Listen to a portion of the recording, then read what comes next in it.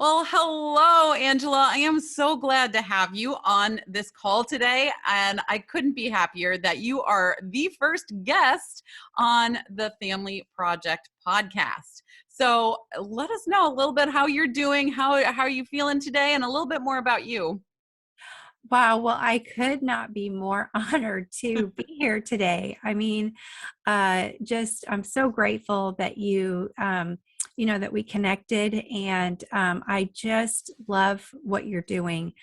I am all about the work that you're doing, and so I'm really excited to be here. I'm actually an ordained minister.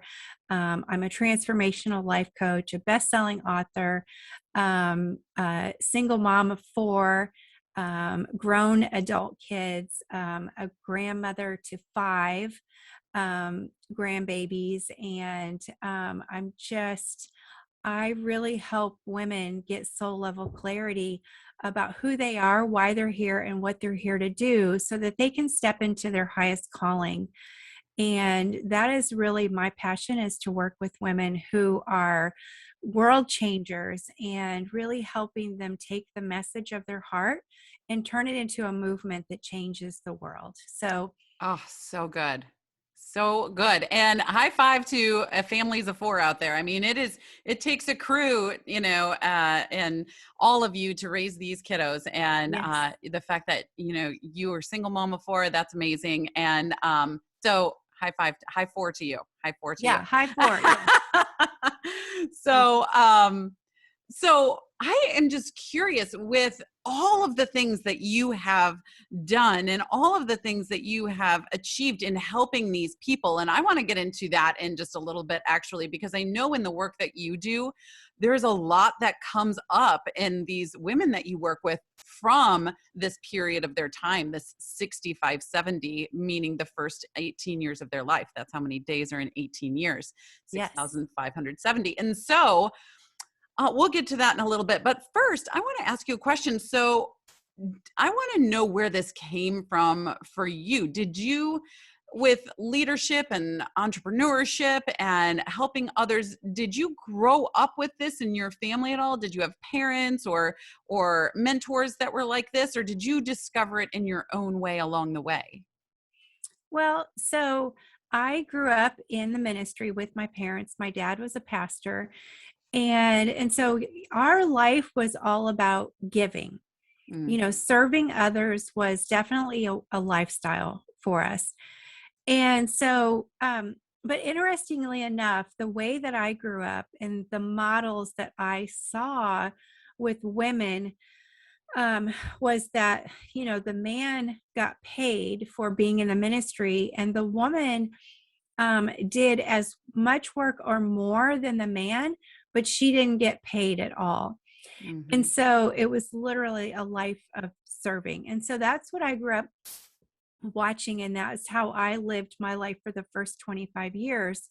I knew that I wanted to, continue in the work that my parents had raised me in. So I went to Bible college, met a pastor, a young man who was studying to be a pastor. We started our first church at 21, and it just exploded. And so he always, got paid, and I always worked for free, and which I was so happy to do. But there was something inside of me that I just always wanted to be a businesswoman. And so, as things would turn out, after 25 years of marriage in the ministry, he made choices that didn't include his family and didn't include the ministry. And so my world really got turned upside down, and I went through an identity crisis just of epic proportions. And so, but in going through that, I really had to consider, like, who do I want to be in this next season of my life? And so, I really had to go through the process of reinventing my life, and really thinking about, like, how do I want it to look, even if it's different than what it looked like when I was growing up. And just knowing that that call to help people was not going away. um and so I really felt, praying about it, and what do I do? And I really felt like, God was telling me to, and opening the doors for me to become a businesswoman, and that there were things, that he wanted me to learn in my journey as a businesswoman that would, really help me along the way. And um, so I had, I just had a Bible college degree, and for children, teaching children. And so, and then I had like homeschooled my kids, and, um, like just worked in the ministry. So I didn't have this real big, good resume. as, And as the world would tell you. I think that's a exactly. pretty darn big resume for leadership mentorship. But yes, I'm sorry, Yeah, continue. exactly. No, you're right. I soon came to, have that mind shift for myself, Yeah. But when it came to like the world of business, there weren't a lot of people like knocking down my door, to hire me. And so I ended up going from preaching in the pulpit and running a huge women's ministry to selling windows door to door, because that's the only thing I could find. The grit right there. Oh my goodness, the grit. And so I was trained by an old school salesman, and he would drive me up to the door and, say, now get out there and say that. And I would go say it, and I would come back to the car crying, and he'd say, what did you say? And he'd say, don't say that, go say this. And he'd drive me to the next door. And so, but I ended up, I'm like in my base nature, like just being who I'm shy. I'm like not the A-type personality, but I ended up becoming number one in 5 states. And just because well, I had to take care of my kids, first of all. And that really like tapped into that grit that I had. And I was just, doggone it, like I am not going down. I am just not going, I'm not going to let this take me out. Like something just froze up inside of me. And so that really formed awakened a love for business, um, for me. And then I ended up taking an oil and gas job for a little while and sitting at a desk, and just hated it. But I had met a life coach along the way. And so I used that time of sitting at the oil and gas job to get all my certifications. And I was like, I know this is how I want to help people. And so and then I walked into my boss. I finished all my training, and I walked into his office one day, and I said, I have to leave. I know this doesn't make sense. Mm. Um, I'm leaving insurance. I'm leaving everything. And I said, but I have to go. I have to go pursue the call that's on my life. And I, 8 years ago, started my coaching business as a single mom, homeschooling my son, my youngest, and just had a passion, and just something inside me said, I can do this. And so, I've grown up around leaders all of my life. I'm really thankful for that. The one thing I recognize, like, why do some leaders fall, and why do some leaders go on to leave a legacy? Mm-hmm. And I realized it was because, you know, as a visionary, as a leader, like, we have the ability to grow this big edifice, this big thing. But what happens is, if you don't expand your inner foundation, what you grow becomes bigger than who you are on the inside. And so you have to sabotage it back down to fit on, your inner foundation. And so, this idea of self leadership and really, that self led discipline, even though I had not met you and heard it in those terms, but this has always been the idea that I have built my life around, especially, after the divorce and going forward. I I had, in my previous life, I had just kind of lived for everyone else, Right. and didn't really know even like what I liked, what I wanted to do. And so when I had this new opportunity to reinvent my life, I thought, I want to build from a strong foundation so that, because I am a visionary, I have big ideas, and I remember always having these big ideas, but then nothing would ever come of them. Yeah. And that just frustrated me. And I thought, okay, I need to expand my inner foundation, and so that I can keep building, and then I don't have to sabotage what I've built, because I've built the inner foundation to support what I built. And really, doing that has, I think, been one of the reasons for the success of where I am now. And it's the way that I raised my son, my fourth Well, son, that I raised on my own. yes. That And was just what I was going to ask you about. So this inner foundation that you're talking about, that you have discovered and chipped away the world's, right? The world's reflection, the world's coming in on you, so to speak, so that you can shrink yourself down to the world's view of you, right? You've chipped that away and found your inner foundation. And how has that then turned around? And you're like, okay, so I've gotten here. Now I'm raising this person.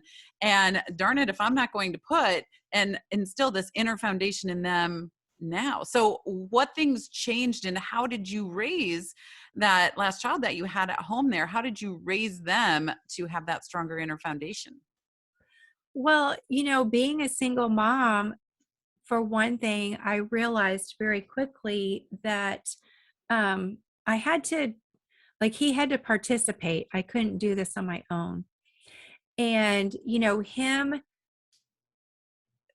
because I was so committed to like overcoming, you know, all of my pain and the rejection and all of that, I was so committed to not letting any of that hold me back. I was not about to let him have those things hold him back. And he had a lot of anger. He had a lot of hurt. He had a lot of rejection and all of those things. And so, but I think at the same time, really teaching him that he is responsible, um, and by me living as this example and then teaching him this, that we have to be responsible for our own emotions. We have to be responsible for, our own feelings. And so, him and I had developed this really close relationship where we get to communicate at a very deep level. And we have not let each other settle for like blaming each other, Mm. or that kind of thing. It's a quick way to bring anyone down right there.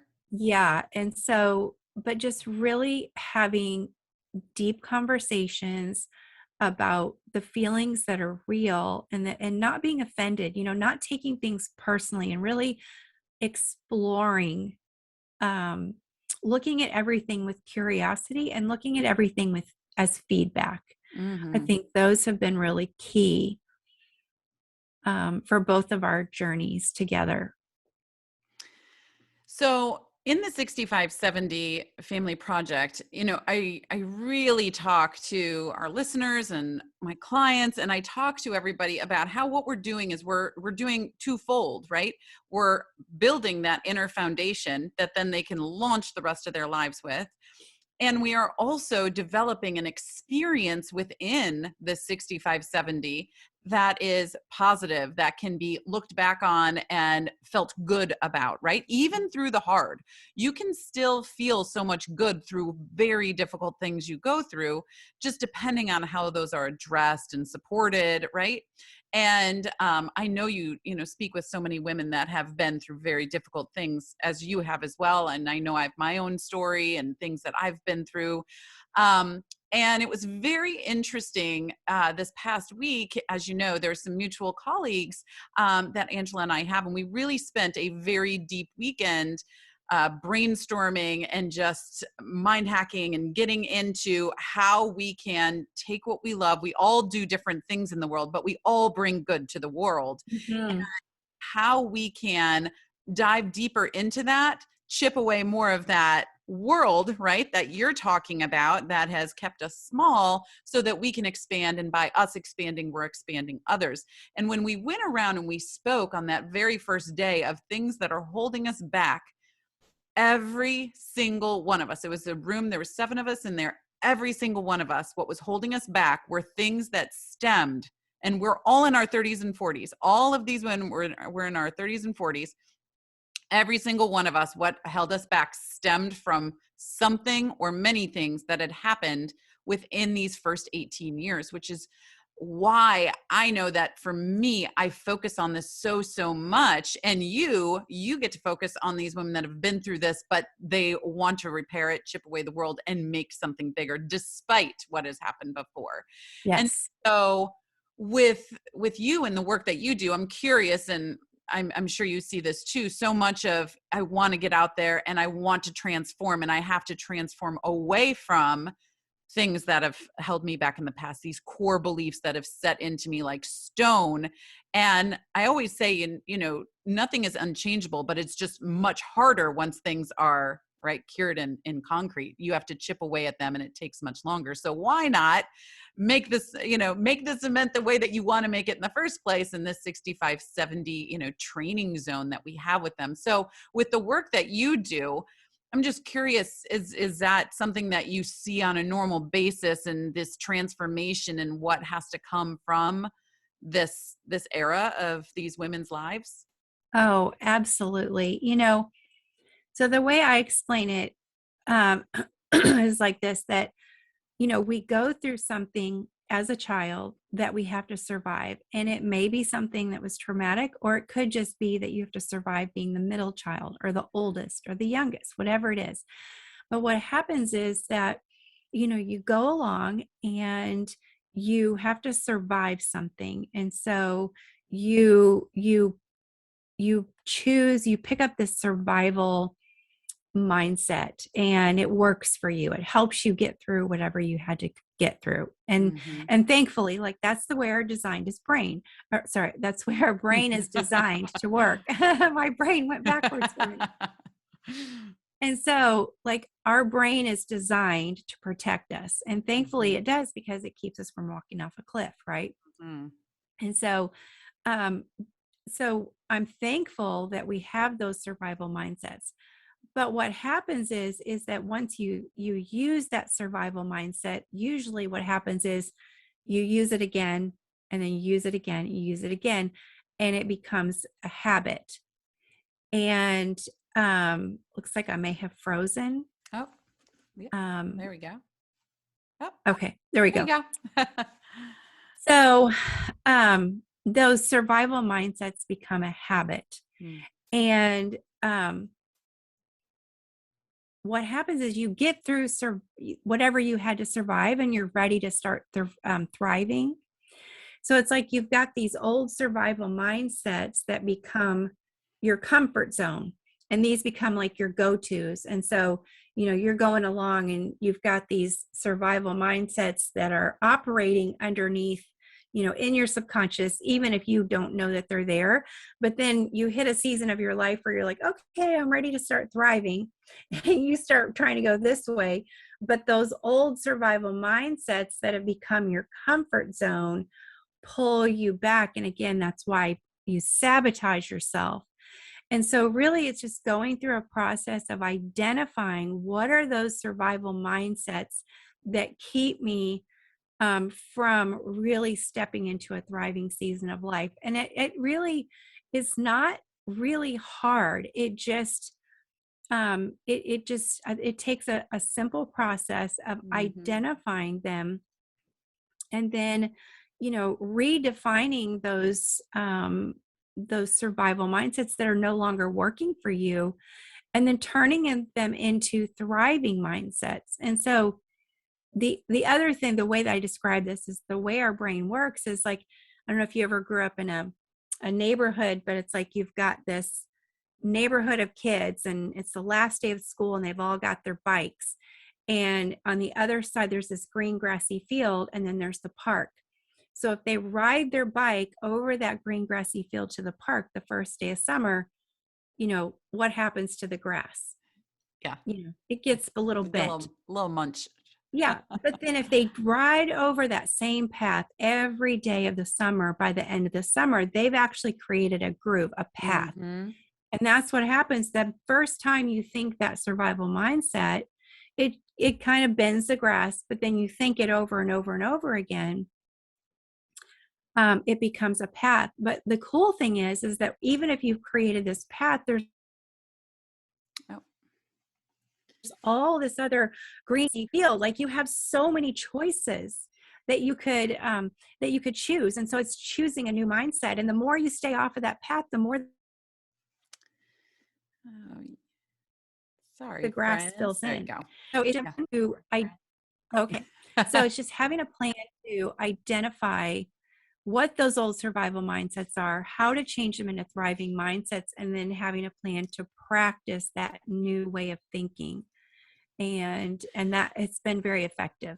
And that's amazing to me because I feel like that is the greatest segue into what I was having a discussion with somebody the other day, and they happen to be a very big leader in their field.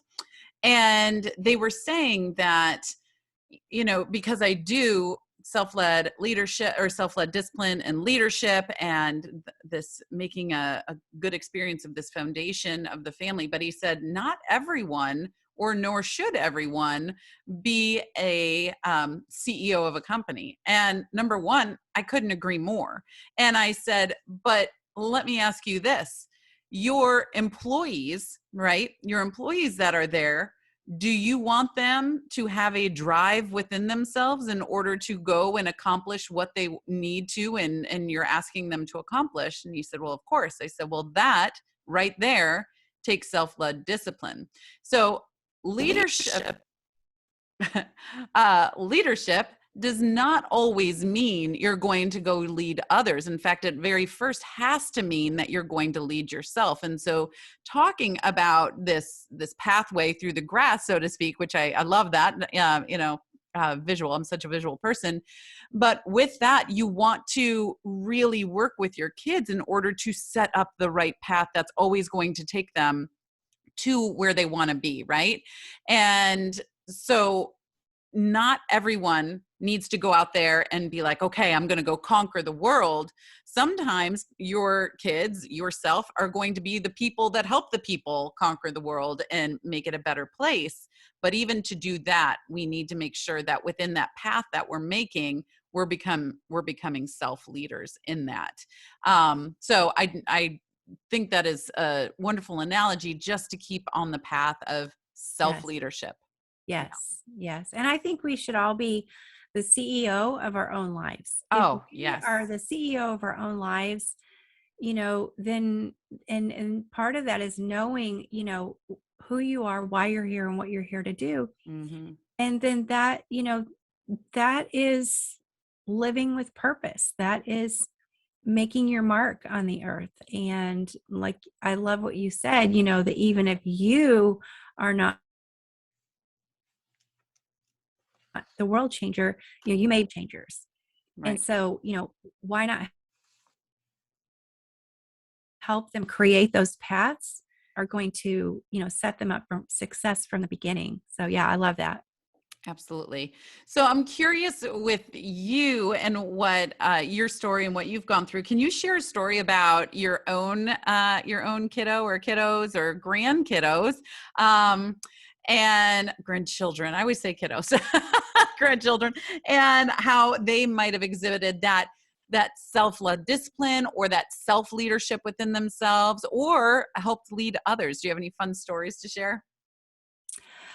Well, yeah, I think that with my son Judson, he is 19, and I think, like I tried to do the best I could with him, but I think one of my biggest areas of success with him was getting him in front of good people. Mm, And so, like, yes, we have built a great relationship and all of that. But getting him in front of people who are very, powerful leaders and having them spend time with him has I mean, that has made a huge impact. So in other words, like using the resources that you have and people around you to say things to your kids that they may not necessarily, accept from you. I think that is huge. And Oh, yeah, I agree. I so, agree. oh, go ahead. No, no, So no, no, sorry. I did that. I got him in front of a lot of good people, and he ended up becoming the youngest manager at Starbucks that they've had. And so, and he was trained by just an amazing man who is an amazing leader and really taught him how to, um, just to be with people and to be with people who are angry, about their orders, and to be giving and not let your own emotions get in the way. And, I just think so many times when, he was at Starbucks, so many opportunities. Well, one story, I guess, in particular, as an example. So, because of what he did there at Starbucks, he recently um, received an offer that most 19-year-olds would never receive. And he is going to be the COO of a brand new, an up and coming coffee um, company that if I said the name, you would know what it is. And so he has been given this incredible opportunity, and he leaves in 2 weeks. Wow. And to um, begin to be the one that opens all their new stores and that kind of thing. So, but so here he just finished his time at Starbucks. Last week was his last day, and so he has built these relationships with these men who come in. 3 men in particular that come into Starbucks every day.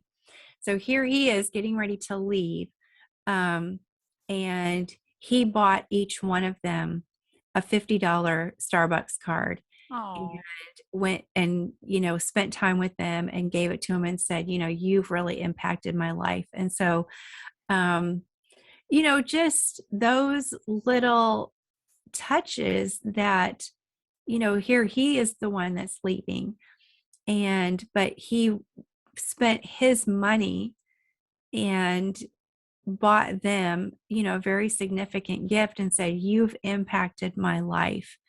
And I'm going to take the things that I've learned from you and take them into the next season of my life. And I just think oh. that's so class act, I'm That like, is, I'm that so proud of is. that. I'm like, Yes. that was Oh my cool. goodness. That's amazing. And there's so many things I love about that, but just seeing him rise up and be able to find other people and or find these people and give them honor and credit in his life for what they did. But even going back to what you said is, I did the best I could and I poured in. And I mean, I'm sure you did amazing. I know you did. But even the act of finding other people, because, in our talk, we've talked about how the world, and let's face it, the world is people, right? A Right. tree or a pond isn't going to be, putting you down. But Right. but people are. And so getting out there and having people surround him that can speak into him and grow him, that's significant, because what's the opposite of that, right? I'm going to find people that are going to put him down. Well, that's of course not what we want to ever do. And so actually actively pursuing who can I find that's going to surround him with emotional, mental, spiritual fertilizer to grow Yes. him, further grow this foundation that I've been building, Mm-hmm. especially in that later teen years, because your thread of that super high impact time is dwindling some, and you need to launch him out into the world. And so if you can launch him not just with the foundation of you, but then a huge parachute of other people that are lifting him up, I mean, that is just huge. So super kudos to you for having that top of mind and being able to find that for him. And I know that I've had a significant amount of mentors in my life, Mm-hmm. significant. And I didn't when I was that age at all. I didn't find mentors. I didn't really understand what mentorship was or anything like that until I was much older, like in my 30s. And so I just think, what if I would have stepped back and had some? There was definitely some people that trickled, in and out, but I didn't look at them that way. And if I didn't look at them as a mentor, then I didn't receive from them as a Mhm. mentor either. Sure, sure. And so, okay, this has been such an amazing conversation. And I just want to close out with just, do you have any advice for our listeners of what you would say, maybe, a tip or two about what you would say in raising your kids through this 65-70 training zone, high impact time that parents can have? What's some words of advice that you would have for them? Sure. Well, the first thing I would say is that, they're watching you and they're going to follow your lead. Um, and even if you don't think they're watching, they are. And, I have 3 other grown kids that I didn't even talk about who are wildly successful human beings. Especially, even going through so much of their own pain and disappointment and all of that, and they are thriving individuals. And so I think that it's because they were watching me be so committed to being resilient, Mm, that it inspired them to be resilient as well. And like, just the fact that they saw me pressing through, they don't focus on the mistakes that I've made. We talk about it and we joke about some of the crazy mistakes that I've made along the way, but that's my mistakes are not what they've they've been left with. That's not what impacted them.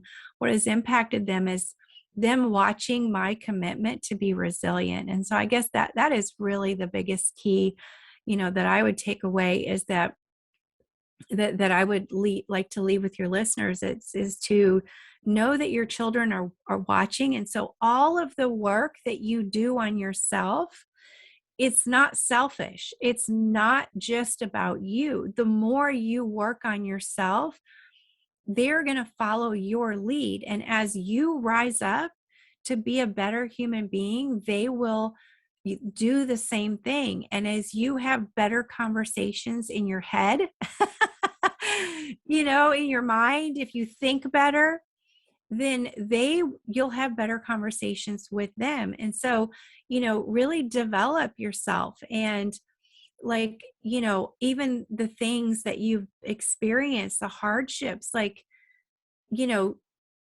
use all of those things to make you a better person. And mhm. I'll just tell a very quick story and end it with this. But I wrote a book called Summoned to Soar: The 5 Stages of the Rise of a Woman. And it's all about the butterfly. And the one thing that most people don't know is that when the caterpillar goes into the cocoon, the whole time she's in there, she can't excrete. Mm, So she's face to face, she's swimming in her own stuff. mm, And so, but it's all of that that actually becomes the fertilizer that helps her transform into who she was created to be. so And powerful. so, she finally, she breaks out. She she kicks her way out of the cocoon. She's a fully formed butterfly. She kicks her way out, and then as she's laying there, she's exhausted because breakthrough is hard work. Mhm. But this is so interesting, and most people don't know this. But as she's laying there, her wings are all wet and heavy and gooey, and she just kind of instinctively knows that she needs to flap them. And as she starts to flap her wings, it forces all of the stuff, all of the excretion that was in the cocoon with her, back up into her body and into her wings, and hardens. Oh my goodness. Yes. And so, like, all of the, junk that you've been through is what gives your wings the strength to fly. Oh, And so just knowing that, like even if you life hasn't turned out the way you expected it to, like, all of that can be used for your good. mhm, And if you become resilient, your children are watching and they will follow your lead. mm, If you want to yes. raise resilient children, be resilient. If you want to raise children that are self-led and lead themselves well, you have to lead yourself well. And that is the absolute key. So true. So true. Wow. Well, thank you so much for being here. Can you tell everybody where they can find you? Yes, they can go to www.angela